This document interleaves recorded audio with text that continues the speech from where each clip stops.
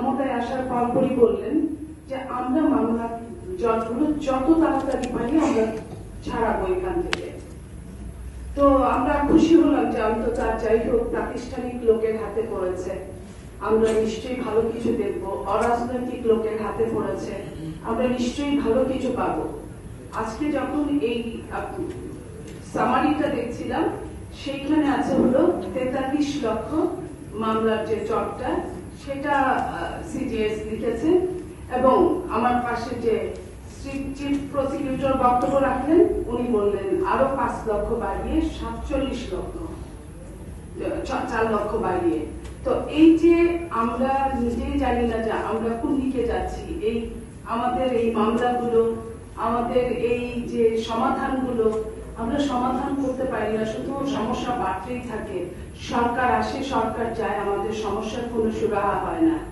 আজকে যে বিচার বিভাগের স্বাধীনতা রক্ষার কথা আমরা বলবো, সেখানে যে জিনিসগুলো কিছু পূর্ব শর্ত থাকে সেই শর্তগুলো কি আমরা একটাও ফিল আপ করতে পারি? আমাদের বাংলাদেশের প্রেক্ষাপটে এই যে বিচারক নিয়োগ পদ্ধতিটা এটা কিভাবে হয়? বিগত দিনে যেমন ছিল এখনো আমরা ঠিক একই জায়গায় দেখছি। বিচারক বিভিন্ন কোন কান্না কারো ছত্র ছায়া বিচারক বিচারপতি নিয়োগ হন। যারা কারো না কারো ছত্র ছায়ায় থাকেন তারা তো কারো না কারো পারপাস সার্ভ করবেন, এটাই স্বাভাবিক। যে কারণে বিগত সরকারের সময় আমরা যখন দেখেছি দেশনেত্রী বেগম খালেদা জিয়ার মামলা নিয়ে অনেক বিচারপতিকে এম্বারাস হতে দেখেছি। অনেক বিচারপতি একদম মানে চোখে চোখ না রেখে আরেক দিকে পেছনের দরজার দিকে চোখ রেখে তারা রায় দিয়েছে। 5 বছর কারাদণ্ড দেওয়ার পরে আপিলে ওটা 10 বছর হয়েছে। আপিল সবসময় একটু আমরা কমই দেখি। সে এই যে এই জিনিসগুলো দেখেছি। অথবা আমরা যখন আমাদের আজকের চেয়ারম্যান জনাব তারেক রহমান সাহেবের পক্ষে একজন বিচারপতি যখন ওনার পক্ষে রায় হয়েছিল, সেই বিচারপতিকে আমরা দেশ ছেড়ে পালাতে দেখেছিলাম, এবং যতদিন ফ্যাসিস্ট ছিল ততদিন উনি পালিয়েই ছিল। যখন এই অবস্থা, আজকে আমরা কি মনে করি? আজকের দিনে আমরা তাকিয়ে থাকার কথা যে আমরা একটা সৎ বিচারপতি পাবো, সৎ বিচারপতি সৎ বিচারটা করব।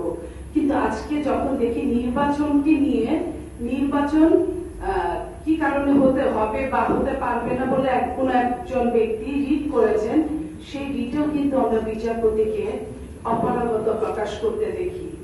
আমার কথা হলো বিচারে যেটাই হোক না কেন একজন বিচারপতি কেন অপারগত প্রকাশ করবেন? উনি ওনার আন্ডারে থাকলে বিচার করবেন। তো এই যে সরকারের প্রতি ভয়টা, এই ভয়টা যদি না ছাড়ে না যায়, আমরা কখনোই বিচার বিভাগের স্বাধীনতা আমাদের কাগজে কলমে থেকে যাবে।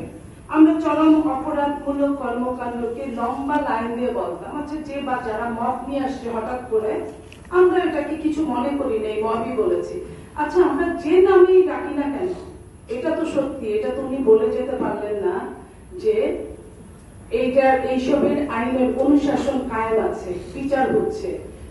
এই সরকার ক্ষমতায় আসার পরে ঢাকা বিশ্ববিদ্যালয়ে প্রথম যেদিন একজন অর্ধ পাগলকে সারা রাত খাইয়ে আবার পিটিয়ে যখন মেরে ফেললো, আমরা কি সেই বিচারটা হতে দেখেছি?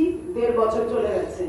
একজন পরবর্তীতে জানা গেল সে মোবাইল তো চুরি করেই নেই, সে একটা পাগল অপ্রকৃতস্থ একজন মানুষকে সারা রাত ব্যাপী টর্চার করলো, যেটা আমরা আবরারের সময় দেখেছিলাম। তাহলে সরকার আসলো, সরকার গেল, দলীয় সরকার আসলো, নির্দলীয় সরকার আসলো, আমরা কি ওই জায়গা থেকে কি আমরা আলাদা হতে পেরেছি? আমরা পারিনি। আজকে যখন আমরা কথা বলছি তখন এই যে বিচারকদের আমরা নিরাপত্তা দিতে পারি না, বিচারকদের স্বচ্ছতার জন্য আমরা তাদেরকে বেশি বেতনে রাখতে পারি না, বিচারকদের বিচার বিভাগকে অন্য 2 বিভাগ থেকে প্রভাবমুক্ত করতে পারি না।